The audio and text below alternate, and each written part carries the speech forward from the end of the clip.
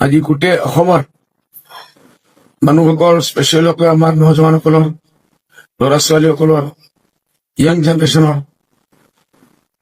যিকোনো বয়সৰ জুবিন গাৰ্গৰ ৰিলেশ্যন চবৰ লগত ভাল আছিল, মোৰ লগত পাৰ্চনেলি ৰিলেশ্যন ভাল আছে। বহুত ভাল মানুহ আছে, তাৰ দিল বপন মাৰণি আছিল। অসমৰ যিমান সমস্যা আছে সদায় সি লৈ চিন্তা কৰিছে। এজন আৰ্টিষ্ট নহয়, সি এজন কাৰ্ড আইন মানুহ আছিল। যেতিয়া কোনো গৰীবৰ কোনো জেগাত কোনো আপদ বিপদ আহিছে সি তাত গৈ ঠাই হৈছে।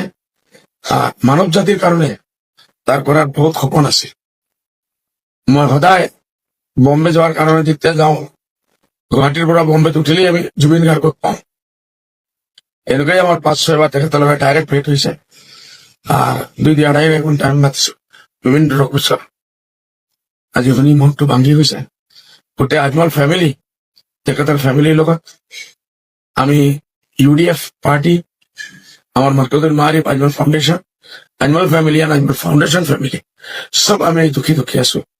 আৰ তেখেতৰ খানদানৰ আমি আছো। আমি তেখেতৰ আত্মাৰ শান্তিৰ কাৰণে দোয়া কৰি আছো, দোয়া কৰি থাকিম।